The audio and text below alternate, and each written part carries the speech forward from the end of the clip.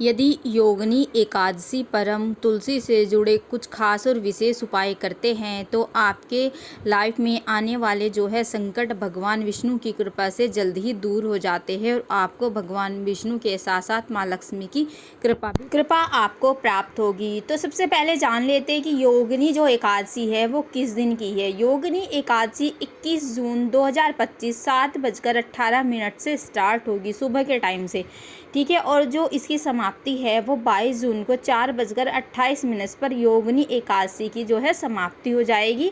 और इसके बाद जानते हैं कि वे कौन कौन से उपाय हैं जिनको करने से योगिनी एकादशी के दिन यदि हम ये उपाय करते हैं तो भगवान विष्णु की कृपा से हमारे सारे कार्यों में हमें सफलता मिलती है। सबसे पहले तो भगवान विष्णु और लक्ष्मी की पूजा करने के बाद हमें तुलसी की पूजा जरूर करनी चाहिए। इस दिन चावल का सेवन बिल्कुल भी ना करें और जो है तुलसी दल बिल्कुल भी ना तोड़े, भूलकर भी ना तोड़े। इस दिन माँ तुलसा की जो है पूजा करनी चाहिए। तुलसी दल उनको भगवान विष्णु को अर्पित करना चाहिए। भगवान विष्णु को तुलसी दल बहुत ही ज़्यादा प्रिय है और जब हम किसी भी भोग के साथ तुलसी दल भगवान विष्णु को अर्पित करते हैं तो वो इस भोग को बहुत प्रसन्न होकर ग्रहण करते हैं। तो इसलिए जब भी आप भगवान को भोग लगाएं तो तुलसी दल जरूर अर्पित करें।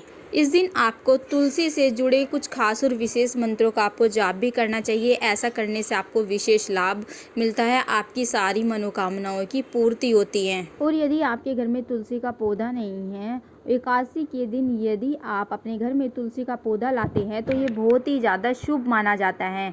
किसी भी एकादशी पर आप अपने घर तुलसी का पौधा लाना बहुत ही शुभ माना जाता है। किसी भी एकादशी पर ये पौधा ला सकते हैं, चाहे वो योगिनी एकादशी हो, निर्जला एकादशी हो या अन्य कोई भी एकादशी हो। और एकादशी के दिन ना तुलसा माता पर 16 श्रृंगार अर्पित करना बहुत ही ज़्यादा शुभ माना जाता है। इससे जो पति पत्नी के रिश्ते में बहुत मिठास आती है, उनका जो जीवन है वो खुशहाल बना रहता है। इसके बाद आपको क्या करना है, योगिनी एकादशी के दिन आपको क्या करना है कि शाम के समय, संध्या के समय आपको एक घी का दीपक लेना है। उसमें आपको गोल बाती लगानी है। शुद्ध गाय का देसी घी यदि आप लेते हैं तो ये ज़्यादा लाभकारी होता है और आपकी हर मनोकामना को पूर्ण करता है, ठीक है। तो आपको शाम के समय ये दीपक प्रज्वलित करना है। और यदि आपके मन में आपकी कोई खास विशेष मनोकामना है तो वो भी आप माँ लक्ष्मी के समक्ष बोल सकते हैं। यदि आप ऐसे करते हैं तो माँ जो तुलसी माता है वो आपकी मनोकामना बहुत ही जल्दी पूरी करती है। शाम के समय जब आप तुलसी माता के समक्ष दीपक प्रज्वलित करते हैं तो जो माँ लक्ष्मी है वो बहुत ज़्यादा खुश होती है।